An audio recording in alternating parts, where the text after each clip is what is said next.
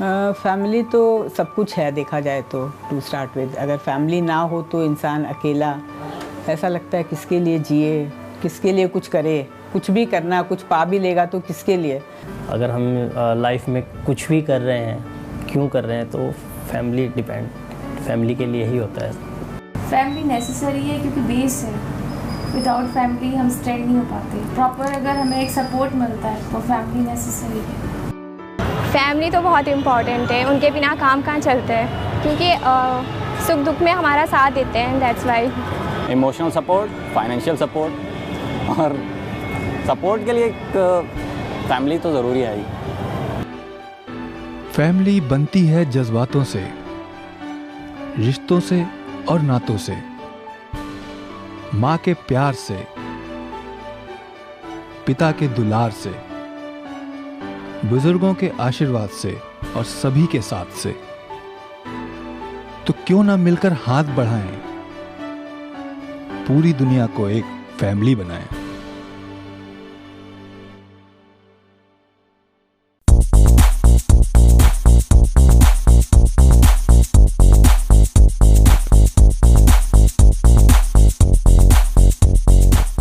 Family की importance को समझते और बताते हुए यूथ पीस फाउंडेशन ने सेलिब्रेट किया फैमिली डे, जहां हमने फैमिली से जुड़ी हर एक जनरेशन से जाना, फैमिली के लिए उनके जज्बातों को, और समझा कि एक परिवार में शांति और सुकून की कितनी जरूरत है।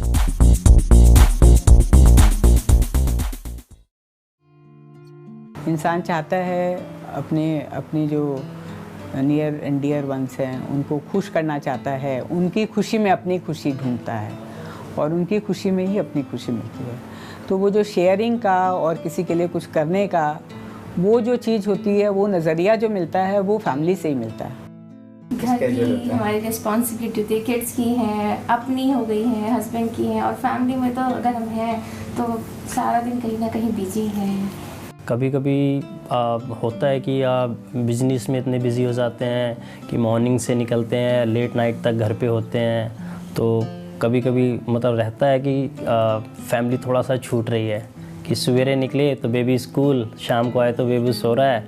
तो लगता है कभी कभी कि हाँ, ज़्यादा लाइफ में स्ट्रगल के साथ साथ जो भी है टाइम कम है, मैनेज नहीं हो पाता। कई बार बहुत ज़्यादा अकेलापन फील होने लगता है, क्योंकि हम घर में अगर 3 ही मेंबर हैं, उसमें से भी कोई एक तो अगर आउट हो जाता है तो वो लोनलीनेस जो है स्पेस भरता नहीं है। इंडिपेंडेंट नहीं रहते, काफ़ी टाइम पे लिमिटेशंस आ जाती हैं टाइमिंग्स की।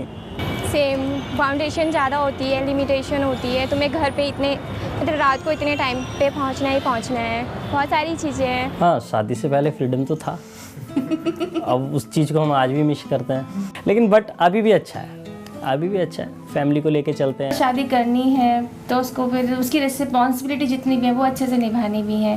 पहले थोड़ा वो था कि हाँ फ्रीडम है, अब फ्रीडम इन लोगों के बीच में ही फ्रीडम है। तो ये तो एक नज़रिया समझने वाली बात है। तो जब आपस में अंडरस्टैंडिंग नहीं होती है फैमिली में, तभी सब कुछ प्रॉब्लम सारी वहीं से शुरू होती है।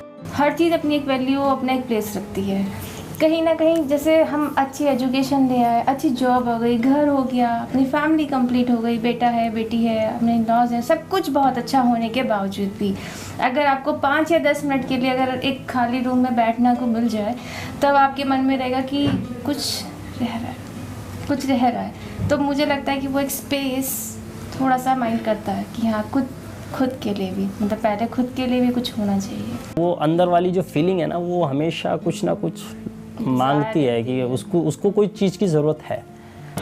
पीसफुल होना ऐसे ज़रूरी है जैसे खाना क्योंकि एक बेसिक फाउंडेशन है किसी भी एक प्रॉस्पेरिटी, एक पीसफुल रिलेशन की, कि बंदा अंदर से खुश हो, पीसफुल हो। फ्रस्ट्रेट हो जाते हैं बहुत जल्दी से, कुछ भी बोल देते हैं। जो फ्रस्ट्रेशन होती है वो अपनी फैमिलीज़ में जाके वो सारी निकाल देते हैं। स्टूडेंट को अपनी पढ़ाई से फ्रस्ट्रेशन है, एम्प्लॉय को अपने एम्प्लॉयर से फ्रस्ट्रेशन है, तो हर किसी टाइप की फ्रस्ट्रेशन वो घर तक ले आता है, जिसकी वजह से फैमिली डिस्टर्ब होती है। बंदा अंदर से खुश होगा तभी तो वो जो सर्कमस्टांसेस है वहाँ पे पीसफुल रहेगा, कोई भी कुछ सिचुएशन हो वहाँ पे पीसफुल रहेगा। अदरवाइज़ अगर अंदर से तूफान चल रहा है तो बाहर ही निकालेगा ना वो तो।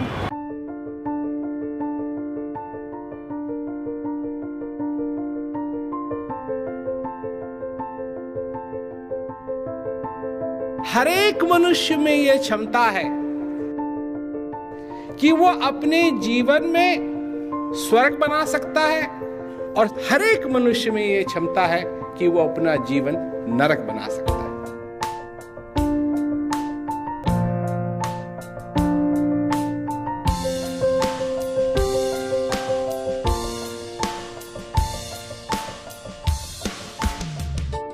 एक चीज ठान लो, अपने जीवन में जिन जिन लोगों से तुम्हारा संबंध है, तुम्हारे बच्चे हैं, हस्बैंड है, वाइफ है, सब के लिए तुम एक छोटा सा स्वर्ग बनाओगे। छोटा सा, 1 मिनट के लिए ही सही, 1 मिनट के लिए ही सही।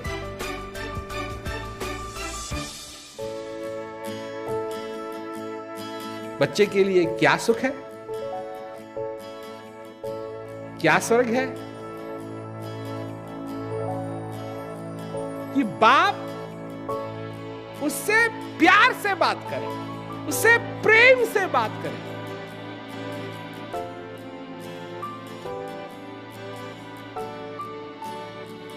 तुम 1 मिनट के लिए अपने बच्चे के लिए स्वर्ग बना दो, 1 मिनट के लिए इसे।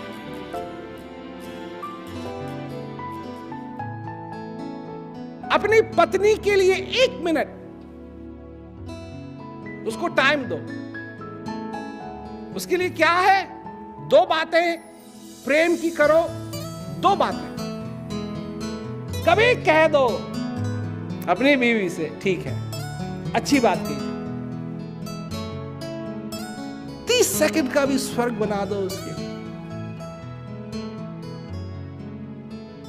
और कुछ मत करो, स्वर्ग अपने पास के लोगों में, अपने परिवार के लोगों में जरूर बनाने की कोशिश करो। देखो तुम्हारे परिवार में, तुम्हारे जीवन में कितना अंतर आता है।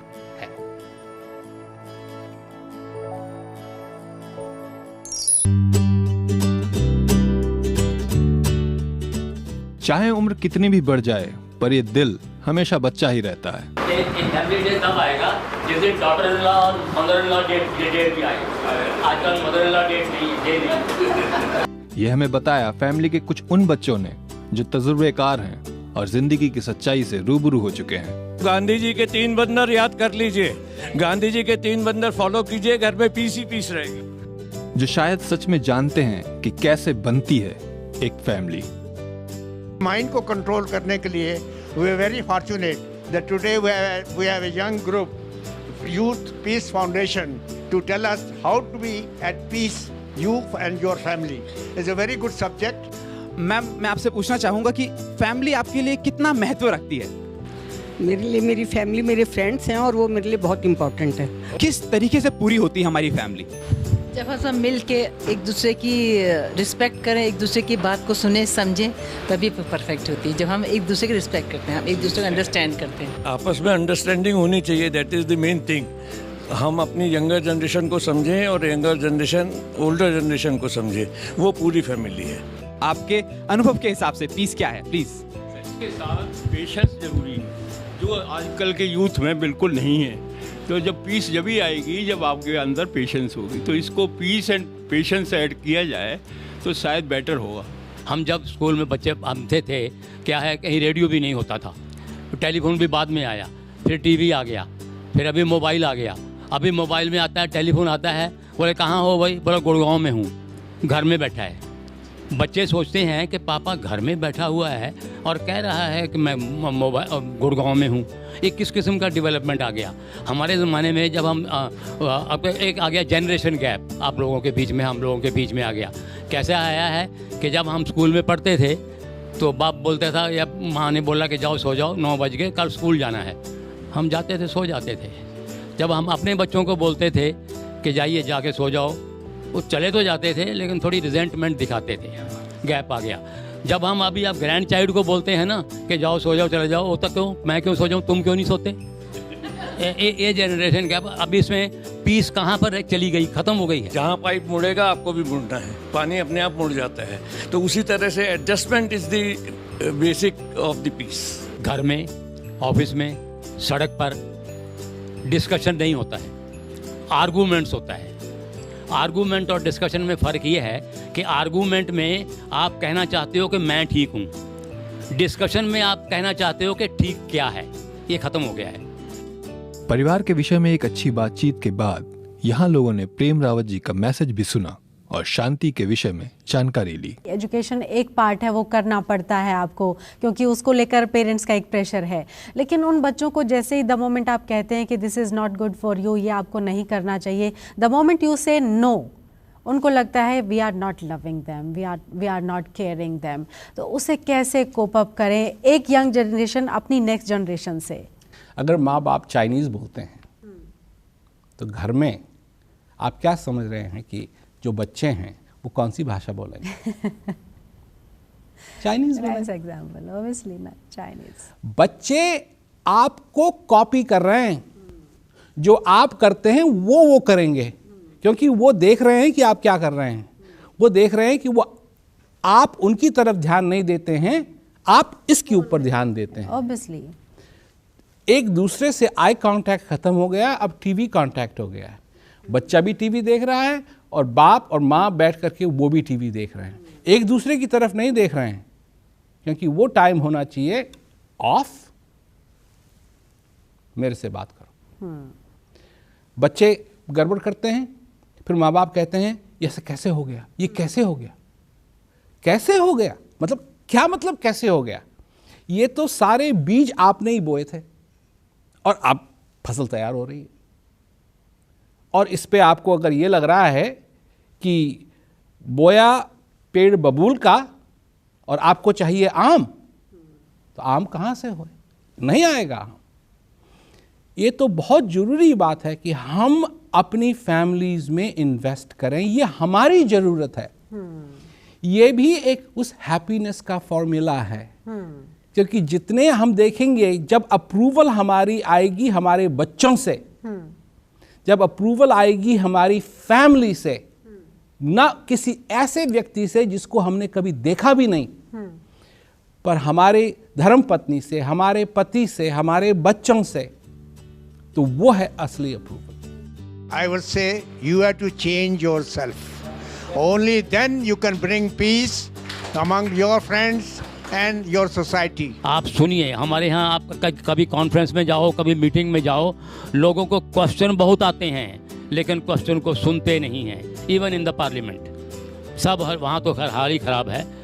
तो आप सुनना सीखिए और एक दूसरे को बर्दाश्त करना। टॉलरेंस ख़त्म हो गई है, टॉलरेंस को गई है। बच्चों को अननेसेसरी क्वेश्चन और उनको ठीक करने की कोशिश मत करिए। आप किसी को ठीक नहीं कर सकते, अपने आप को ठीक करिए। Give me a chance. But एक बार जब लोग शुरू होते हैं, they go on and on and on, and एक स्टेज पे मेरी अपनी वो टॉलरेंस और पेशेंस ख़त्म हो जाती है और मुझे लगने लगता है कि इनसे कहना बेकार है। They do not have the ability to understand. अंदर से मैं जानती हूँ कि मैं थोड़ी सी शांति और रखूँ, थोड़ा सा टाइम और अफोर्ड करूँ, तो I will be able to reach the heart. लेकिन ये मेरी नाकामी है कि मैं वो नहीं कर पाती हूँ। So I am very grateful to see के इतने सारे यूथ इन्वॉल्व हैं। All of you are youth and you are so strongly supporting this cause which I believe in with my whole heart. स्वर्ग चाहिए?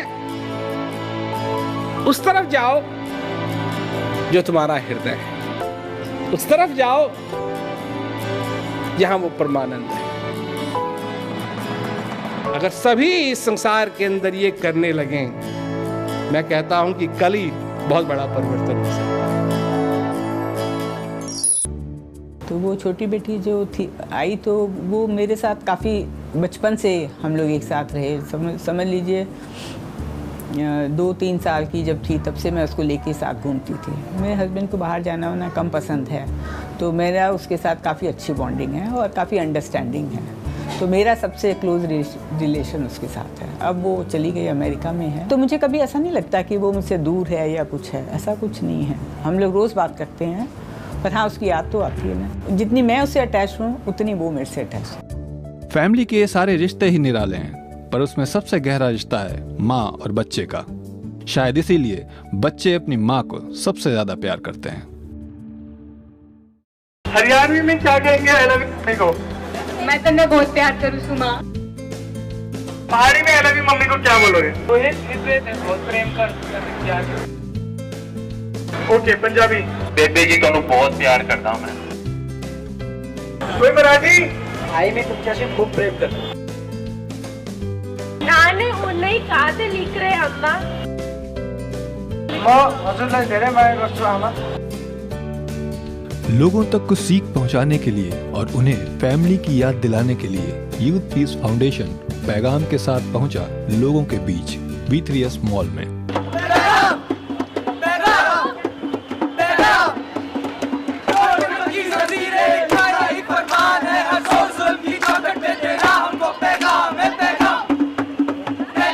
आज के विषय में हम नुक्कड़ नाटक कर रहे हैं और वो एक फैमिली इंपॉर्टेंस के बारे में दर्शाता है कि फैमिली क्या होती है। याद है आपने मुझे 2 वरदान दिए थे, 2।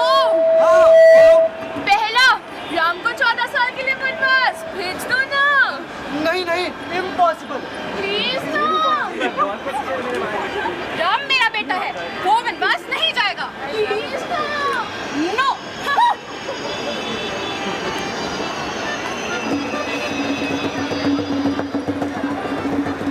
बेटा Ram. Yes papa. Go to your vanvas. Okay papa. हमारे माँ बाप जो कि बूढ़े, हम अपने जो ओल्ड एज पीपल्स हैं, हम उनकी इम्पोर्टेंस बताने वाले हैं एक छोटे से नुक्कड़ नाटक के जरिए। अब अपनी नुक्कड़ की गाड़ी इस त्रेता युग से आ पहुंची है कलयुग में। आइए देखते हैं यहाँ का हाल।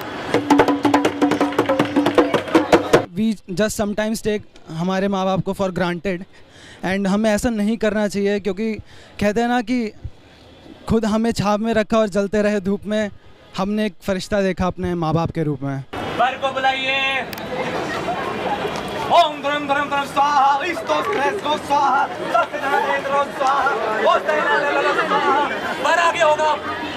हाँ वेरी गुड। दोस्त स्वाहा। तो माता तेरा स्वाहा। पिटबुल स्वाहा। ओ तेरा स्वाहा। हाँ विवाह संपन्न हुआ। आपसे आप पति पत्नी हुए।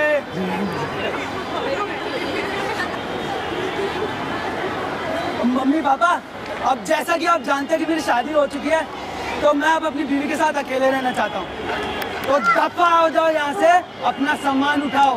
वृद्धाश्रम का दाखिला करवा दिया है, प्लीज। हाँ फैमिली हमारे लिए बहुत इंपॉर्टेंट होती है। जहाँ भी बिना किसी स्वार्थ के हम प्यार दिखा रहे हैं तो वो एक फैमिली के रूप में तब्दील हो जाती है। दद्दू दद्दू, आप किससे बात कर रहे हो दद्दू? क्या बताऊँ बेटा, अपनी बेटी के फोन का इंतजार कर रहा हूँ। शादी के बाद जब मेरी भाग्यवान मुझे छोड़ के चली गई, तब मेरी बेटी मुझे यहाँ ले आई। तब से इंतजार कर रहा हूँ उसके फोन का। क्या इंतजार लगा रखा है? कोई नहीं है आपका इस दुनिया में। आपके 100 करोड़ बच्चे आपको इस वृद्धाश्रम में छोड़ के चले गए हैं, और आप दद्दू किसका वेट कर रहे हैं? अपनी बेटी का फोन का? अरे दद्दू उसकी शादी हो चुकी है, वो अपने परिवार वालों को संभाले या आपको फोन करे। सब आपको यहाँ छोड़ के चले गए हैं, अब आपका कोई नहीं है इस दुनिया में। Family is way important because it remains with you from the day you are born to till you die. Never betray you and they are always with you, though they fight with you like anything. देखिए youth peace foundation का जो काम है वो बहुत अच्छा है, क्योंकि अभी तक हम सुनते थे कि दादा दादी है वो बता रहे हैं कि बच्चे शांति रखो। हम भी स्कूल में जब पढ़ते थे तो हमारे पेरेंट्स कोई बात कहते थे, नहीं समझ आता था, पर हमारी फ्रेंड अगर कह देती थी कि हमारे घर में भी ऐसे होता है या ये होता है, तो हमें समझ आती थी कि हाँ ऐसा ही होता है और ये अच्छी बात है। तो आप लोग जो काम कर रहे हो वो तो बहुत अच्छा काम कर रहे हो, नो डाउट अबाउट इट। और जो लोग इससे जुड़ रहे हैं वो उनके भी जीवन में बहुत कुछ लाभ होगा। क्या इम्पोर्टेंस है पीस की, उस बारे में है, और कैसे कैसे फैलाया जा सकता है पीस को, सारी चीज़ें हटा के, above the religion, above the caste, above the boundaries of nations. तो peace, the only word is peace is enough for the youth peace foundation. तो उसी चीज़ को सपोर्ट के जागना ही है। जो मैं ये कह रही हूँ कि जो आज का यूथ है वो जो भटका हुआ है, उसको समझ नहीं आता मैं करूँ क्या, उसको ही जागने की ज़रूरत है। जब मुझे शांति होगी तो मैं जो भी सोचूंगा और जो भी मैं करूँगा वो मेरे लिए एक राइट डायरेक्शन होगी। तो इसलिए जागो, आई थिंक गुड टाइटल, क्योंकि खुद को जगाने की एक पहल हो रही है कि जागो, तुम ही लोग जागो, तुम्हारे अंदर ही कुछ है तो उसके लिए जागो। क्योंकि खुद को जगाना और खुद को जगाने की पहल भी करना, तो ये भी एक मैटर करता है।